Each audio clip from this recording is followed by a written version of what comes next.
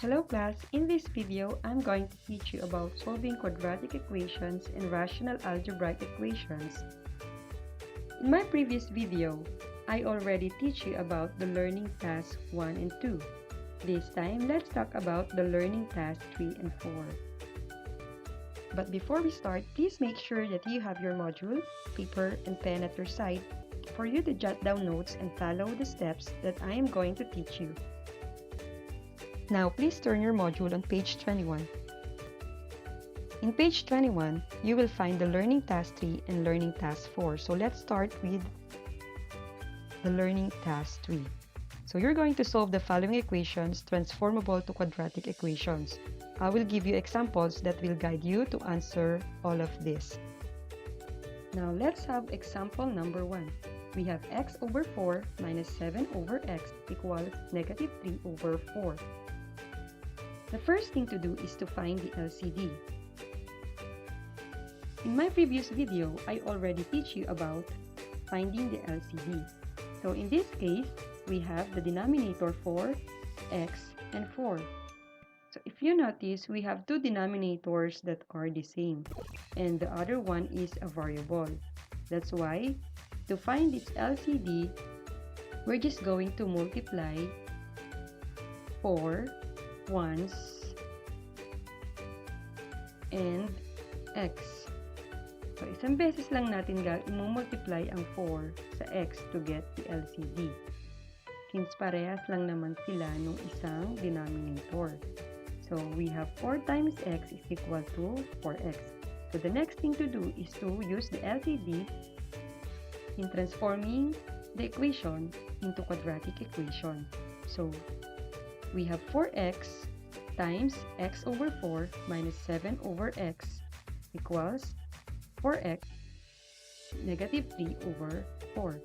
So let's simplify.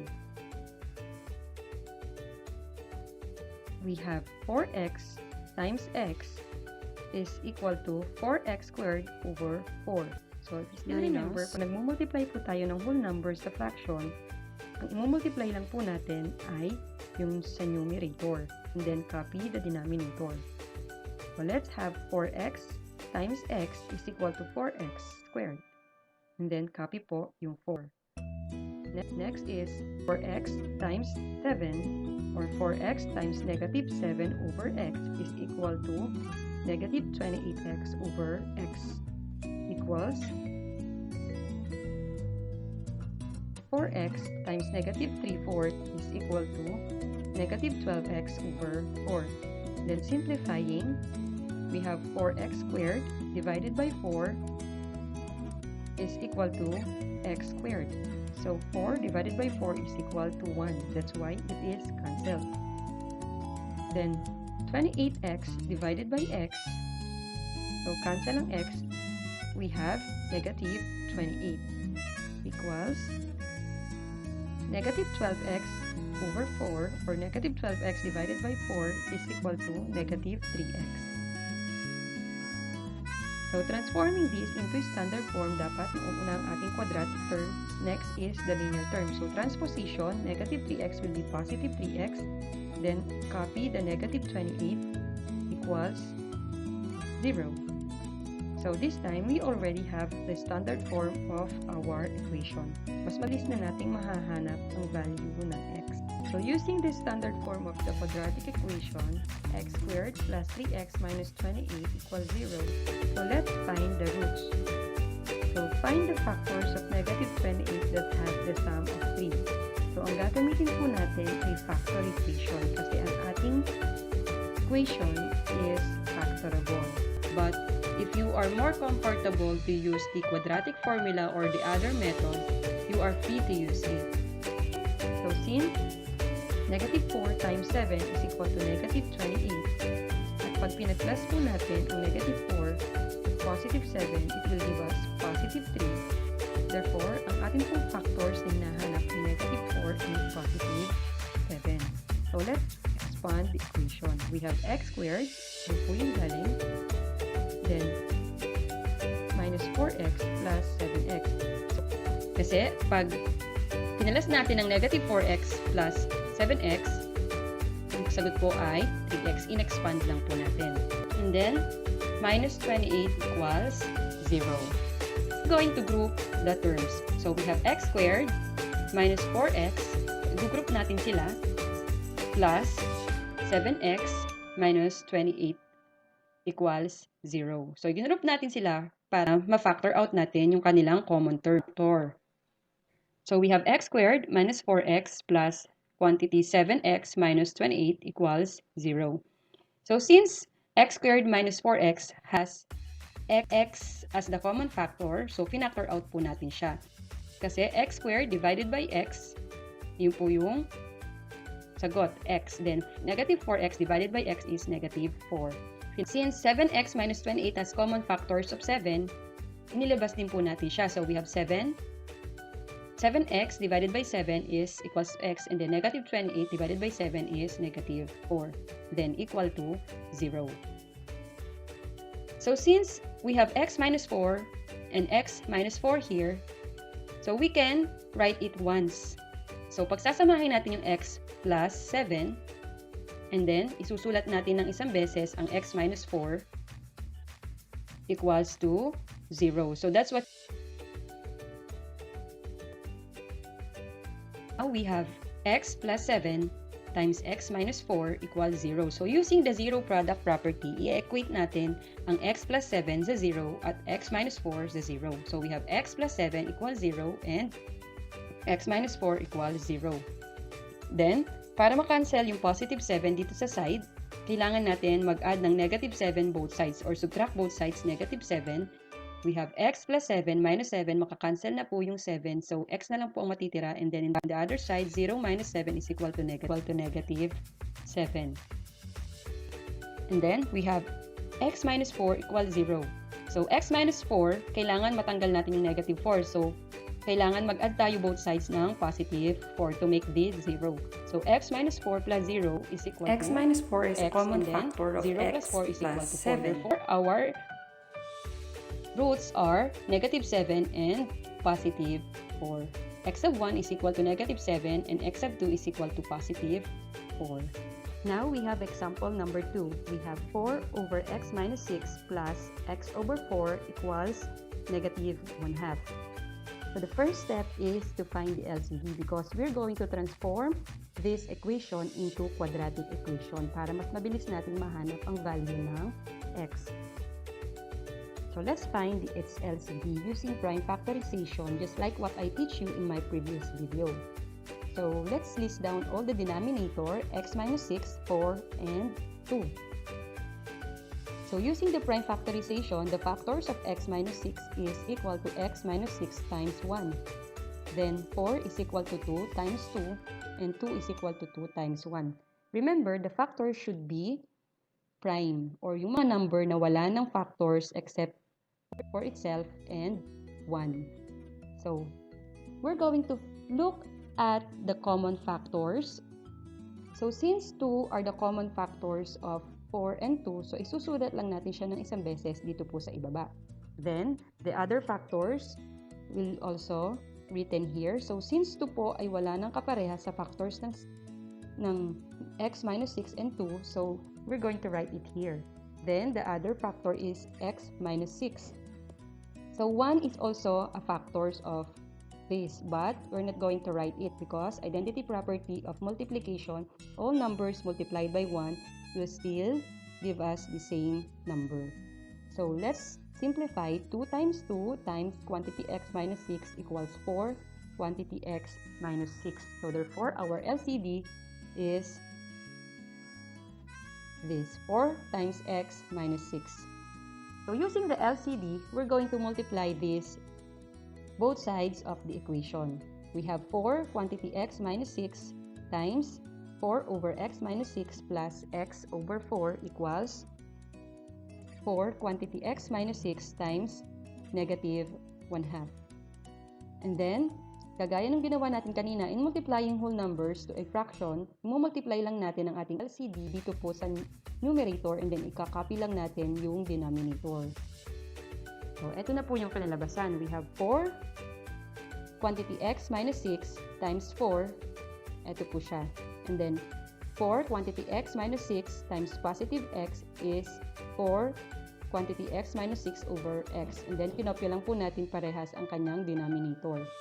Equals 4 quantity x minus 6 times negative 1/2 is equal to negative 4x minus 6 times 1 over 2. So, this time, we're going to do the cancellation para mas simplify natin ang ating equation. So, x minus 6 and x minus 6 will be cancelled because they will be equal to 1. Therefore, 4 times 4 is equal to 16 plus 4 quantity x minus 6 divided by x. So, makakancel na po yung 4 and then we have x squared minus 6x because using the distributive property, x times x is equal to x squared, then x times negative 6 is equal to negative 6x. Then we have 4 quantity x minus 6 times 1 over 2. So, yung 4 over 2, magiging 2 over 1 na lang siya. 2 times x is equal to negative 2x, then negative 2 times negative 6 times 1 is equal to positive 12. Write the equation into a standard form and combine all the like terms. We have the quadratic term x squared, then followed by the negative 6x, which is the linear term. Since sa kabila po ay meron tayong negative 2x and it is like terms, so i-combine po natin siya. So negative 2x will be positive 2x kasi ililipat natin siya sa kabila or using the transposition, kabila po ng equal sign. And then, positive 16x, 12 will be negative 12 also. Suppose po natin siya. And then, that will be equal to 0. So, we have x squared minus 6x plus 2x plus 16x minus 12 equals 0. So, kung mapapansin nyo po, yung negative 2x at positive 12 ay nag-change ng sign from negative, naging positive, and then from positive, naging negative po siya because we use the transposition. Now, let's combine the like terms. We have x squared, since wala pong kaparehas ang x squared, susulat lang natin siya. And then, negative 6x plus 2x, it will give us negative 4x. Since magkaiba yung sign, isusubtract po natin siya. And then, yung mas malaki na yung sign ng mas malaking number, ayun po yung ating gagamitin. We have positive 16 minus 12 is 4 equals 0. So, this time, meron na po tayong standard form of quadratic equation. So, ngayon, mas mabilis na nating masosolve ang roots. Hindi kagaya kanina na meron po tayong rational terms. I want to use the quadratic formula. But take note, in this equation, you can use the factorization. Gusto ko lang ipakita sa inyong muli kung paano gamitin ang quadratic formula. So, now, let's identify the value of a. A is equal to 1. So, meron po yung imaginary 1 sa coefficient ng x squared. And then, we have b is equal to negative 4, the coefficient of the linear term, and c is equal to positive 4. So, using the quadratic formula, x is equal to negative b plus minus square root of b squared minus 4ac all over 2a. Let's substitute the values of a, b, and c. So, we have x is equal to negative. Kinopya po natin yung negative. And then, b will be negative 4. Kaya naging negative 4 po ito. And then, copy po natin yung positive and negative sign or plus and minus. Square root. Then, b squared becomes negative 4 squared minus 4 times 1 times 4. Yung 1 po is a and c is positive 4. Then, 2a 2 times 1 because a is equal to 1. Pinalitan lang po natin yung a ng 1. So, let's simplify the formula. We have negative 1 times negative 4, it will give us positive 4. Plus minus square root of negative 4 squared is equal to positive 16. Then, negative 4 times 1 times positive 4 is equal to negative 16. Then, 2 times 1 is equal to 2. We have x is equal to 4 plus minus 16 minus 16 is equal to 0 over 2. Then, x sub 1 is equal to 4 plus square root of 0 over 2. Paghihiwalayin po natin yung plus at saka minus para mahanap natin yung value ng x sub 1 and x sub 2. So, we have x sub 2 is equal to 4 minus square root of 0 over 2. For our x sub 1 is equal to 2 and x sub 2 is equal to 2. Now, let's proceed to letter B, learning task 3, problem solving. I will give you one example that will guide you to answer this. A car makes a journey from one place going to another place. By increasing the speed of a car by 10 km per hour, the time of journey for a distance of 72 km is reduced by 36 minutes. Find the original speed of the car. So, let's solve for the speed of the car. So, still remember the formula in finding the speed. We have speed equals distance over time. The time equals distance over speed equals to x. Since ang hinahanap natin ay yung speed or yung bilis ng sasakyan. And let the initial time is equal to t sub 1. Initial time, distance is equal to 72 km and speed is equal to x. We have t sub 1 equals 72 over x hours. Then let the initial time equals to t sub 2. Since our distance is also the same, which is 72 km, and according to this, by increasing the speed of a car by 10 km per hour, the journey for a distance of 72 km is reduced by 36 minutes. So, nag-increase po tayo ng 10 minutes dun sa speed. We have t sub 2 is equal to 72 over x plus 10 hours. So, the difference of the two journey times is given as t sub 1 minus t sub 2 equals 36 over 60 hours. So, 36 came from this. So, mababawasan daw po ng 36 minutes yung na-consume na oras sa pag-travel ng car going to another place. So, 60 means 1 hour. So, 36 minutes over 1 hour. So, let's substitute the formula. We have t sub 1 minus t sub 2 equals 36 over 60 hours. So, t sub 1 will be 72 over x. Ito po yun. And then, minus t sub 2 which is 72 over x plus 10. Then, equals 36 over 60. Our numerator are both the same, so we can factor out 72. So 72 will be factored out from 72 over x minus 72 over x plus 10. So naging 72 times 1 over x minus 1 over x plus 10. So pinactor out lang po natin yung 72. And then equals to 36 over 60. So to cancel 72 in this side, so we need to divide both sides by 72. So,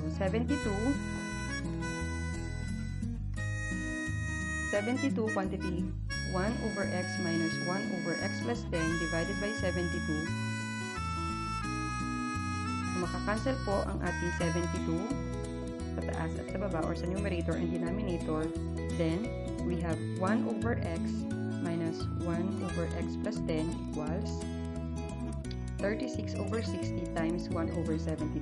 So, to divide the fraction, we need to get the reciprocal of 72, which is 1 over 72. And then, we're going to multiply. So, let's simplify 36 over 60 first. So, since 36 and 60 are divisible by 12, so 36 will be 3 and 60 will be 5. And then, let's multiply. We have 3 times 1 is 3 and then 5 times 72.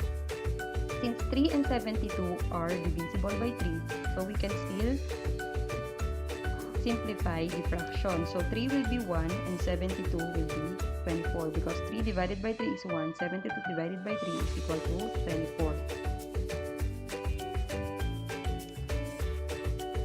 So in finding the LCD, since we have x and x plus 10 as our denominator, so, ito muna ang hanapan natin ng LCD.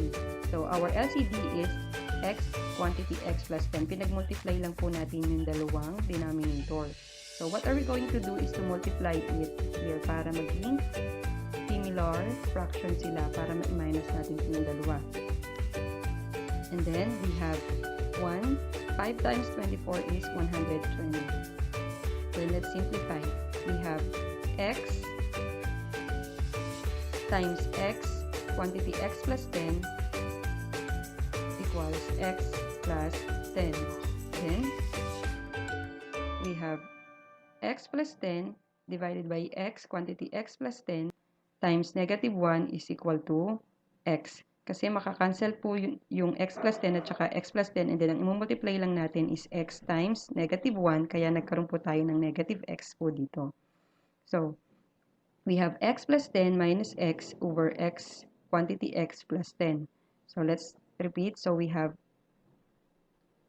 x, quantity x plus 10 divided by x. So, makakancel po yung x. Ito na lang po ang i-multiply natin doon sa numerator, which is x plus 10 times 1 is equal to x plus 10. Then, the other fraction, we have x, quantity x plus 10 divided by x plus 10. So, makakancel po ito.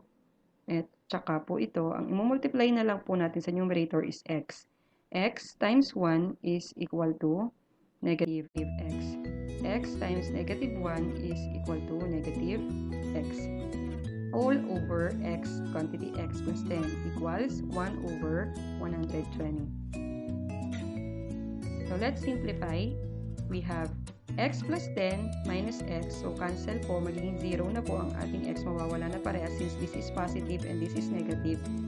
X minus x is equal to 0. So, 10 na lang po ang matitira. And then, copy the denominator equals to 120. So, this time, we can do cross multiplication. So, x, quantity x plus 10 times 1 is equal to x, quantity x plus 10. And then, the other one is 10 times 120 is equal to 1,200. So, let's do the distributive property of multiplication. X times x is equal to x squared. X times positive 10 is equal to 10x. And 1,200 will be transposed in the other side, kaya naging negative po siya. So, we already have here the standard form of our equation. Now, we're going to factor the equation to find the value of x. Find the factors of 1,200 with sum of positive 10. We have positive 40 and negative 30. So, 40 times negative 30 is equal to 1,200, while 40 plus negative 30 is equal to positive 10. So, in factoring the equation, we have to factor x squared. We have x times x, and then we are going to use the two factors, 40, positive 40, and negative 30 equals 0. So, using the zero product property, we have x plus 40 equals 0 and x minus 30 equals 0. And then, transposition, since positive 40, pag nilipat po natin sa kabila, it will be negative 40. Therefore, x is equal to negative 40. And in the other one, we have x minus 30. Using transposition, negative 30 will be positive 30. Therefore, our x sub 1 is equal to negative 4 and x sub 2 is equal to positive 30. Since our speed should not be negative, therefore, the original speed of the car is 30 km per hour. Kasi wala namang negative na speed. So, ang gagamitin lang po natin is yung positive. So, therefore, the original speed of the car is 30 km per hour. Proceed to learning task 4. So, your task there is to solve the following problems, show the step-by-step process, and write a brief explanation of what you do. But in this video, I will not give you an example of this. Instead, I will ask you to go back to my previous video, to the part 1 of this video. The link is at the description box. So, there's an example there of a problem solving which is parallel to number 1 and number 3. So, by the way, the problem number 2, it is a typographical error. One of the given is missing. So, you will not be able to answer it. This one, it takes 3 and blank hours. So, your task is just to answer number 1, 3, and 4.